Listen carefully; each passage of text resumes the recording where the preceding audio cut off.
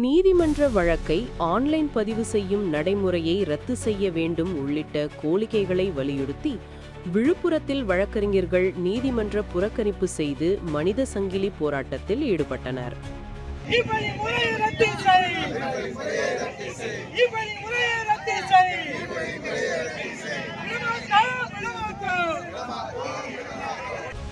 நீதிமன்ற வழக்கு உள்ளிட்ட நடைமுறைகளை ஆன்லைனில் பதிவு செய்யும் நடைமுறையை ரத்து செய்ய வேண்டும், வழக்கறிஞர் பாதுகாப்பு சட்டத்தை நிறைவேற்ற வேண்டும் உள்ளிட்ட கோரிக்கைகளை வலியுறுத்தி விழுப்புரத்தில் வழக்கறிஞர்கள் நீதிமன்ற புறக்கணிப்பு செய்து நீதிமன்ற வாயில் முன்பாக சாலையில் அமர்ந்து மறியலில் ஈடுபட்டனர். காவல்துறையினரின் பேச்சுவார்த்தையை தொடர்ந்து மறியலை கைவிட்ட வழக்கறிஞர்கள் தொடர்ந்து மனித சங்கிலி போராட்டத்தில் ஈடுபட்டனர். 100க்கு மேற்பட்ட வழக்கறிஞர்கள் கோரிக்கைகளை வலியுறுத்தி முழக்கங்களை எழுப்பினர். வழக்கறிஞர்கள் நீதிமன்ற புறக்கணிப்பு காரணமாக வழக்கு விசாரணை பாதிக்கப்பட்டுள்ளது.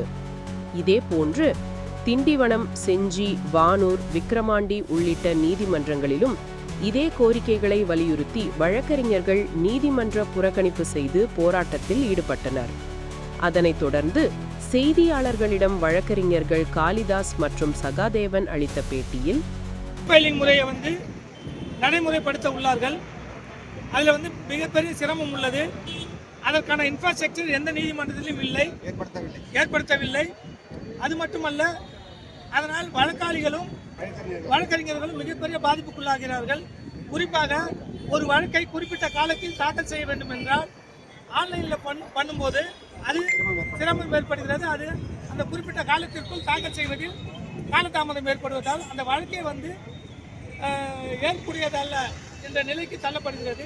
இதனால் வழக்காளிகள் பாதிக்கப்படுகிறார்கள். சரியான கட்டமைப்பு இல்லாமல் இந்த இ-ஃபைலிங் முறையை கொண்டு வந்ததை வழக்கறிஞர்கள் அனைவரும் ஒட்டுமொத்தமாக எதிர்ப்பு தெரிவிக்கின்றோம். அந்த வகையில் இன்றைய தினம் வழக்கறிஞர்களுடைய மனித சங்கிலி போராட்டமும் சாலை மறியலும் நடைபெற்றது. ஸோ இந்த இ-ஃபைலிங் முறை மீண்டும் தொடங்கும் என்றால் கண்டிப்பாக இந்த போராட்டம் வலுக்கும் என்றும் தொடர்ந்து வலுக்கும் என்றும் இதன் மூலம் தெரிவித்துக் கொள்கிறோம்.